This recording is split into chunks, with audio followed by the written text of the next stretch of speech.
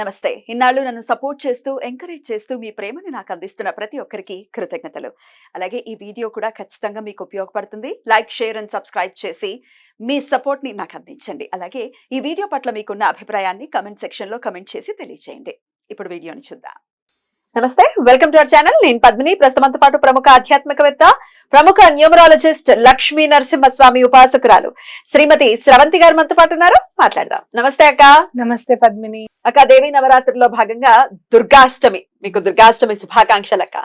మీ అందరికీ కూడా అమ్మవారి ఆశీస్సులు మనందరిపైన ఉండాలి పద్మిని. అద్భుతం.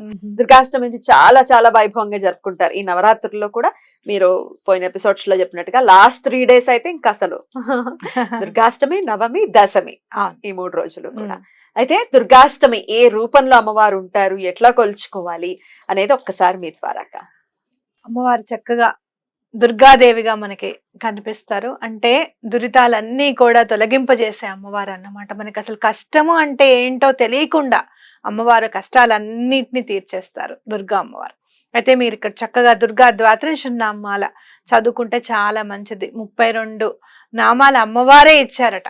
అమ్మా, లలితా సహస్రంతో కదా నిన్ను కీర్తించేది, నీ పేరుతో ఎక్కడన్నా కీర్తించాలని మాకుంది అంటే ఈ 32 నామాలు చదవండిరా, కీర్తించండి అని చెప్పి అమ్మవారే స్వయంగా మనకి ఇచ్చిన నామాలు కాబట్టి చాలా పవర్ఫుల్. చక్కగా చదువుకోండి. అలాగే అమ్మవారివి ఇంకా మీకు ఏమైనా చెయ్యాలి అనిపిస్తే కనుక దుర్గా సప్తశతి పారాయణం చేస్తే చాలా మంచిది. అమ్మవారి స్వరూపం ఎలా ఉంటుంది, అమ్మవారు అసలు ఎప్పుడు ఏం ఆలోచిస్తారు, మనం అప్పుడు ఏదైతే అలా చదువుకుంటామో అప్పుడు అమ్మవారు ఉగ్రరూపిణి, అమ్మవారిని అసలు మావయ్య మాట్లాడకూడదు, దశమహావిద్యల గురించి చదువుకోకూడదు, ఇలాంటివన్నీ డౌట్స్ అన్ని కూడా క్లియర్ అయిపోతాయి అన్నమాట మనకి. అమ్మవారి స్వరూపం ఏంటి అనేది దుర్గా సప్తశతి పారాయణం చేస్తే చక్కగా అర్థమవుతుంది. అలాగే మీరు చూసుకుంటే గనక ఇక్కడ మహాగౌరీదేవిగా అమ్మవారిని పూజించడం జరుగుతుంది. మరి మహాగౌరీ అమ్మవారిగా మనం ఏం చూడాలి? దుర్గా అమ్మవారు అంటే కష్టాలని తొలగింపజేస్తారు. దుర్గార్తిశమని అని చదువుకుంటాం కదా మనం. అంటే ఏంటి, మన ఆర్తులనన్నీ కూడా బాపే అమ్మవారిగా మనం చూసుకుంటున్నాం. మరి ఇక్కడ అమ్మవారిని మహాగౌరి అమ్మవారిగా మనం ఎప్పుడు పూజించుకోవాలి అని అంటే, ఎందుకు పూజించుకోవాలి అంటే సౌభాగ్యం అనేది మనకి ఉండాలి అని చెప్పి అమ్మవారిని గౌరీదేవి రూపంలో పూజించుకుంటాం. ఎక్కడైతే కాలకూట విషయాన్ని స్వామివారు స్వీకరిస్తుంటే ఒక్క చూపుతో అమ్మవారు ఏం పర్వాలేదు, నా మాంగళ్యం మీద నాకు నమ్మకం ఉంది, మీరు సేవించండి అని చెప్పి అమ్మవారు చెప్పారు అని అంటే ఆవిడకి ఏంటి, లోకం అనేది చాలా ఇంపార్టెంట్. లోకాలంతా కూడా విశ్వాంతరం అంతా కూడా ఆవిడకి చాలా ఇంపార్టెన్స్. అలాగే అమ్మవారి మాంగళ్యం మీద అమ్మవారికి ఎంత నమ్మకం కనపడుతుందని, అలానే సౌభాగ్యం కూడా అమ్మవారు మనకి ఇస్తారు అని చెప్పి దండం పెట్టుకోవచ్చు అనమాట. అలాగే మీరు చూస్తే గనక ప్రతి సంవత్సరం మనం శ్రావణ మాసంలో మంగళగౌరి వ్రతాలు చేసుకుంటూ ఉంటారు. అమ్మవారు మంగళకారిణి గౌరీ అమ్మవారు, అన్ని మంగళాలే జరుగుతాయి మన ఇంట్లో అని చెప్పి మనం తెలుసుకోవచ్చు. ఇక్కడ చూస్తే గనక శత్రునాశిని అని చెప్పి మనం అమ్మవారిని, దుర్గా అమ్మవారిని ఎలా అయితే కొలుచుకుంటున్నామో అలా శత్రునాశిని, శత్రు స్తంభిని, ఎలాంటి అవాంతరాలైనా సరే ఒక్క నామం తలుచుకుంటే స్తంభన అయిపోతాయో ఆ అమ్మవారే బగళాముఖి అమ్మవారు. ఎక్కడైతే అసలు ఆవిడ బగళాముఖిట అయితే ఇక్కడ బెంగాల్లో ఆవిడని ఆవిడ సరస్సు ఒక మీకు అంటే హరిద్రం అంటే పసుపు రంగు సరస్సులో విష్ణుమూర్తి ఆవిడ కోసం జపం చేస్తారు, తపస్సు చేస్తారు. ఎందుకు అని అంటే ప్రళయం స్తంభన కావాలి, ప్రళయం అనేది ఆగట్లేదు అన్నమాట. అమ్మ అని చెప్పి ఆయన బగళాముఖి అమ్మవారిని పూజిస్తారనమాట. ఇక్కడ బెంగాల్లో ఉండదు కాబట్టి బగళాముఖి అమ్మవారు అయిందనమాట. ఆవిడని పూజించగానే ఆ ప్రళయాన్ని ఆపేస్తుంది అనమాట. ఆవిడ అంటే స్తంభనకారిణి, శత్రువుల్ని కూడా అలానే స్తంభింపజేస్తుంది. అమ్మవారి ఫోటో చూస్తే గనక, చిత్రపటం చూస్తే గనక నాలిక పట్టుకొని తెగ్గొస్తుంటుంది శత్రువుని అనమాట. అర్థమైందా? అంటే ఆ శత్రువు అనే మాట అసలు మనం చూడంగానే వాడు అసలు స్తంభనైపోతాడు. వాడు ఏం మాట్లాడాలో కూడా వాడికి అర్థం కాదు. మరి ఎవరు అయ్యా పూజిస్తారు, ఎవరు పూజించాలి అని అంటే గనక శత్రువులు అసలు మమ్మల్ని గెలవనివ్వట్లేదండి, మా ఆస్తి అలా ఉండిపోయింది, మాకు రానివ్వరు వాళ్ళు. కొంతమందికి ఎంత దుర్మార్గులు ఉంటారంటే పద్మిని, మనకి రాకపోయినా పర్వాలేదు వాళ్ళకి వెళ్ళకూడదు అని చెప్పి ఎక్కువగా డేట్లు తీసేసుకోవడము ఇలాంటివన్నీ చేస్తుంటారు. ఎక్కువగా నార్త్ సైడ్ మీరు చూస్తే గనక ప్రతి అడ్వకేట్ చాలా మాత్రం బగళాముఖి అమ్మవారిని పూజిస్తారా? పూజిస్తారు. మీరు ఆ అమ్మవారిని గనక పూజిస్తే అసలు కోర్టులో మీకు ఎటువంటి ఎదురు ఉండదు అనమాట. తప్పకుండా మీరు కోర్టు కేసు గెలుస్తారు బగళాముఖి అమ్మవారిని పూజిస్తే. ఆ మాటకొస్తాక నార్త్ లో వాళ్ళు చేసేటటువంటి విధి విధానాలు గాని, పాటించేటటువంటి పరిహారాలు గాని, ప్రజల యాక్సెప్టెన్సీ గాని ఎంత బ్యూటిఫుల్ గా ఉంటుంది అనేది వర్ణనాతీతం. అసలు చెప్పారు అని అంటే చేద్దాం అంతే. ఆ నమ్మకమే వాళ్ళ చేత పని అయిపోయేటట్టుగా చేస్తుంది అనమాట. Exactly. అలాంటి నమ్మకం కావాలనుకునే గజానన్ మహారాజ్ అక్కడే పుట్టుండొచ్చు, అక్కల్కోట్ మహారాజ్ అక్కడే పుట్టుండొచ్చు. ఎలా అంటే అక్కల్కోట్ మహారాజ్ గారు వెళ్ళిపోతూ ఉంటే వెనకాల ఆయన శిష్యుడు చోళప్ప వెళ్ళిపోతూ ఉంటాడు. మీరు రావాల్సిందే, మీరు ఉండాల్సిందే అంటే ఏ పోరా నేను రాను అని విసుక్కుంటుంటే, తిడుతూ ఉంటే పట్టించుకోకుండా ఆయన వెంటే వెళ్తూ, అంత ఉన్నా కూడా చోళప్పకి చాలా డబ్బు మీద వ్యామోహం ఉండేది. అయినా సరే సరెండర్ అయిపోతారు చోళప్పకి. కొద్దిసేపు అయిన తర్వాత సరే పద నాడు వస్తాలే అని చెప్పి తీసుకెళ్తారు. పట్టుకునే విధానం అది. ఇలా పట్టుకోవడం ఏ శాస్త్రంలో ఉందని బయలుదేరక్కర్లా. అసలు అందుకనే కదా మరి పిఠాపురం అంతా కూడా అదే దాన్ని మన తెలుగు మన రాష్ట్రంలో ఉన్న పిఠాపురంలో కదా మన శ్రీపాద శ్రీవల్లముల్ని గుర్తించలేదు. అదే అందుకే అదే అంటున్నా, నార్త్ ఇండియన్స్ ఎంత మంది వస్తారు కదా, ఇలా గుర్తించలేదు కాబట్టి స్వామి దూరం అయ్యారు, కురుపురంకి వెళ్ళిపోయి అక్కడి నుంచి అంతర్ధానం అయ్యి. గుర్తించుంటే ఏ రకంగా ఉండేదో ఇంకా అని అనిపిస్తుంది నాకు, యాక్సెప్ట్ చేసి ఉంటే గనక. కాబట్టి మనం కూడా అలాంటిది నేర్చుకోవాలి నిజంగా చెప్పాలి అని అంటే అంత త్రికరణ శుద్ధిగా నమ్మటం అనేది నేర్చుకోవాలి. రైట్ అక్క. ఇక బగళాముఖి అమ్మవారి ఆరాధన ఏ గ్రహం శాంతిని ఖచ్చితంగా సూచిస్తుంది? కుజుడు. ఎక్కడైతే కుజుడు బలోపేతంగా ఉంటాడో, ఎక్కడైతే కుజుడు కరెక్ట్ గా మనకి ఆయన ఇయ్యాలనుకున్నది ఇస్తాడో, ఆస్తి వివాదాలు గాని, వివాదము అనేది ఉండదు. కుజుడు సరిగ్గా లేకపోతేనే గొడవలు అవుతూ ఉంటాయి.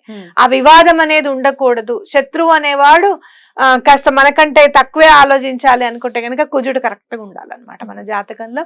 అందుకే మీరు కుజుడు కరెక్ట్ గా ఉన్నాడు అనుకోండి, వాళ్ళతో వాదించలేరు. స్టాప్ గట్టిగా ఒక ఎందుకులే అని చెప్పి ఆగవలసిందే. చూస్తే న్యూమరాలజీలో చూస్తే 9 నెంబర్స్ అసలు ఎవరు డిఫీట్ చేయలేరు. వాళ్ళదే పై చేయిగా ఉంటుంది అనమాట. తప్పు చేసినా వాదించుకోగలుగుతారు. బలానా వాళ్ళ వల్ల మేము తప్పు చేసామని చెప్తారు. మీరు చూస్తే గనక నీ వల్లే తప్పు చేసామని చెప్పి వాదించే వాళ్ళతో కూడా చెప్తాను, నువ్వు అలా చెప్పలేదు మరి అందుకే నేను అలా చేశాను అని అంటారు అనమాట. కాబట్టి ఆ కుజుడు కరెక్ట్ గా ఉండాలి, మనకి కరెక్ట్ గా పని చేయాలి అంటే గనక. అలాగే మీ జాతకంలో కుజదోషం ఉందండి, పెళ్లిళ్ళు అవ్వట్లేదు అంటే కూడా బగళాముఖి అమ్మవారిని పూజిస్తే ఆవిడ శాంతింపజేస్తారనమాట ఆవిడ్ని.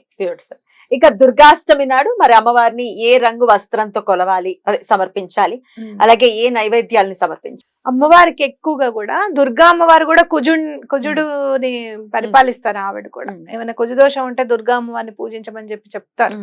కాబట్టి మీరు ఎర్ర రంగు పువ్వులతో పూజించడం అనేది చాలా ఇంపార్టెంట్. మీరు సొంతిల్లు కావాలనుకుంటే దుర్గా అమ్మవారిని, బగళాముఖి అమ్మవారిని, అలాగే అంటే ఎట్లాంటి అవరోధాలైనా కూడా స్తంభింపజేస్తారనమాట ఆవిడ స్తంభనకారిణి కదా, మంచి పనులు కూడా స్తంభింపజేస్తారా అని డౌట్ రాకూడదు మీకు.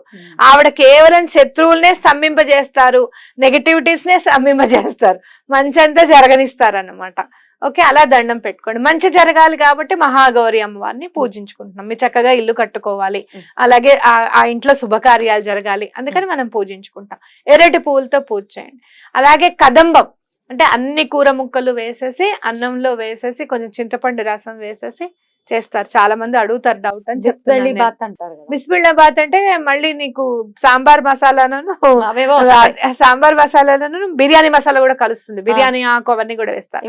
అవన్నీ కాకుండా మనం కేవలం ముక్కలు పులుసు పెట్టుకుని దాంట్లో శనగపప్పు, మినపప్పు, కొట్టిన కారం కలిపి వేసుకుంటే, ఇక్కడ అల్లం మాత్రమే వాడండి, వెల్లుల్లిపై వాడకండి. అసలు బయట సాంబార్ పొడి అస్సలు వాడద్దు, ఎందుకంటే దాంట్లో వెల్లుల్లి ఉంటుంది కాబట్టి అస్సలు వాడకూడదు అనమాట. అలాగే శాకాన్నం కూడా చేసుకోవచ్చు. అన్ని కూర ముక్కలు కలిపేసి, మీకు ఇది చాలా కష్టంగా ఉంది అనుకుంటే గనక అన్ని కూర ముక్కలు కొంచెం కొబ్బరి వేసేసి శాకాన్నం కూడా చేసుకోవచ్చు. అద్భుతంగా చాలా బ్యూటిఫుల్ గా ఎక్స్ప్లెయిన్ చేశారు. అయితే దుర్గాష్టమి నాడు అమ్మవారిని ఆరాధించుకుంటూ మరి ఏ స్విచ్ వర్డ్ ని ఖచ్చితంగా చదవాలి ఆ రోజు అనేది ఒకసారి చెప్పండి. ప్రణవ రూపిణి, హ్రీంకార రూపిణి, సచిదానంద రూపిణి, మణిద్వీప వాసిని, నిత్యం నమామ్యహం. బా ఎంత బాగుందో. ఓకే, దీని అర్థం ఏదైనా చెప్తారా? ప్రణవ రూపిణి అంటే ఓంకారం, మనకి ప్రణవ నాదంగా మొదట వచ్చిన నాదంగా మనం గమనిస్తాం కాబట్టి తెలుసు, అదే మనకి తెలుసు కదా. ఆ రూపం అమ్మవారిది. అంటే హ్రీం అనే మనకి అక్షరం ఉంది కదా, బీజాక్షరం ఉంది, ఆ రూపం కూడా అమ్మవారిది అని చెప్పి. అలాగే మణిద్వీప వాసిని అమ్మవారు మణిద్వీపంలో ఉంటారు. సచ్చిదానంద రూపిణి అంటే మీకు ఆనందమా లేకపోతే కోపమా ఏమి అసలు ఏందనేది మనకు తెలియదు అనమాట. ఆ సచ్చిదానంద రూపిణి ఎప్పుడు కూడా అమ్మవారు దీపం జ్యోతి మీరు చూస్తే గనక అలా వెలుగు ఉంటుంది, నవ్వు ఉంటుంది, అన్నీ ఉంటాయి. ఆ రూపంట అమ్మవారిది సచ్చిదానంద రూపిణి. అలాగే మణిద్వీప వాసినికి ఎప్పుడు కూడా నిత్యం నా నమస్సులు తెలియజేస్తున్నాను, అమ్మవారికి నమస్కారం పెడుతున్నాను అని అర్థం అనమాట. ప్రణవ రూపిణి, హ్రీంకార రూపిణి, సచ్చిదానంద రూపిణి, మణిద్వీప వాసిని నిత్యం నమామ్యహం. చాలా చాలా బాగుంది. ఇది ఇంకా పూజ చేసుకోనియకపోనియండి ఎవరైనా చదువుకోవచ్చు కదా? ఎవరైనా చదువుకోవచ్చు. ఎన్నిసార్లు చదవమంటారు? 108 సార్లు చదవమని చెప్తాను. 108 సార్లు చక్కగా చదువుకోండి. అమ్మవారు అసలు ఒక్కసారి చదివిన తర్వాత అమ్మవారి ప్రెజెన్స్ తప్పకుండా మీ ఇంట్లో మీరు గమనిస్తారు. ఆ కూల్ బ్రీజ్ అనేది తప్పకుండా తెలుస్తుంది మీకు. రైట్ అక్క. దీనికి ఏమైనా నియమాలు ఉంటాయా ఈ స్విచ్ వర్డ్ కి? అంటే సాధారణంగా అయితే నాన్ వెజ్ తినకూడదు, అది అందరూ గమనించాలి. ఈ 9 రోజులు బ్రహ్మచర్యం పాటించాల్సిందే ఎటువంటి పరిస్థితుల్లోనూ. మా వాళ్ళు తింటారమ్మా మేము వండొచ్చా అంటే అట్లాంటివన్నీ పెట్టుకోవద్దు అసలు పొరపాటున కూడా. ఉల్లిపాయ వెల్లుల్లిపాయ కూడా తినకూడదు. ఇవన్నీ ఈ 9 రోజులు పాటించాల్సిన నియమాలు అనమాట. రైట్ అక్క. సో ఈ నియమాలు పాటించాలి. బ్రహ్మచర్యం, నాన్ వెజ్ తినకపోవటం ఇవందరూ డెఫినెట్ గా చేయాల్సింది. ఇంట్లో వండటానికి కూడా వీల్లేదు, అసలు ఆ షాప్ దగ్గర కూడా వెళ్ళొద్దు, అంతే. ఇది బాగుంది. Thank you so very much అక్క. నమస్తే.